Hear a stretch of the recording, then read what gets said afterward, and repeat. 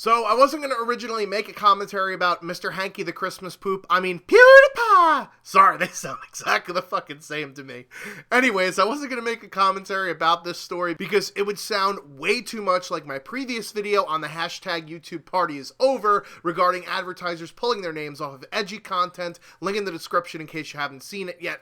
But there are some nuances that I'd like to discuss here. Let's get this shit out of the way right off the top. PewDiePie isn't an anti-Semite. The acts that he does in his video are akin to shit posters on Twitter or Reddit trying to be edgy with dark humor because that shit's cool to people that are immature.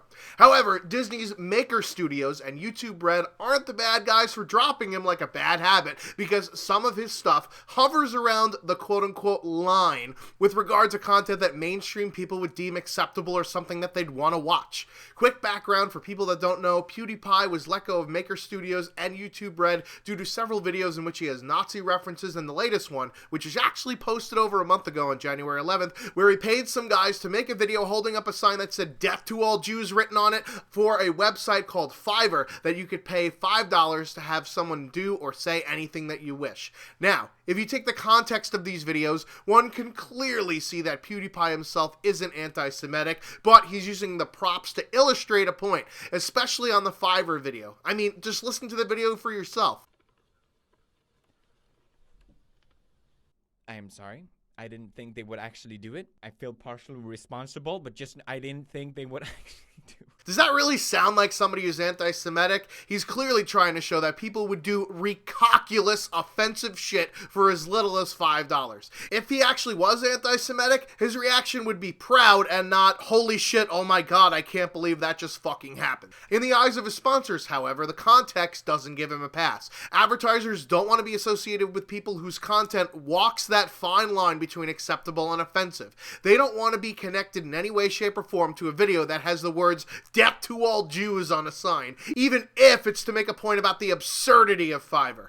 I mean, PewDiePie himself even acknowledges and knows that the statement "Death to All Jews" is a bit out of line, and that's why he chose it to illustrate his point. Being mainstream and being edgy cannot really coexist, and it's unfortunate, but it's the reality. You can't make that corporate cash unless you suck that corporate cock. Maker Studios and YouTube Red are making a stand by saying they don't want their audience to be like this. They'd rather have a broader audience with safer content, never mind the fact that PewDiePie has 53 million subs, the most on the website. My problem, however, is with the way that the story was presented by the Wall Street Journal. The job of the media is to ask the tough questions, which they did to Maker Studios and YouTube Red by pointing out how there's content in here that people probably don't want to see.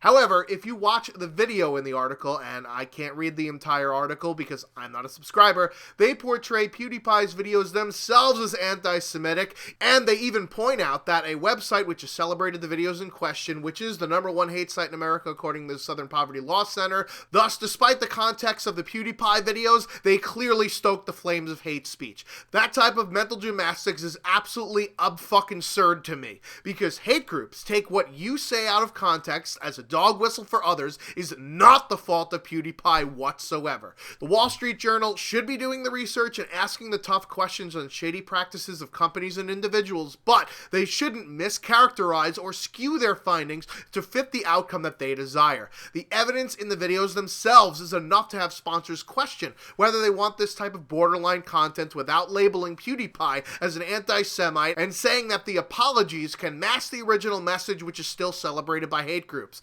This is the media nowadays where sensationalism wins, and that's why we're stuck in the chasm we have between different ideologies. But that's a whole other topic to go into.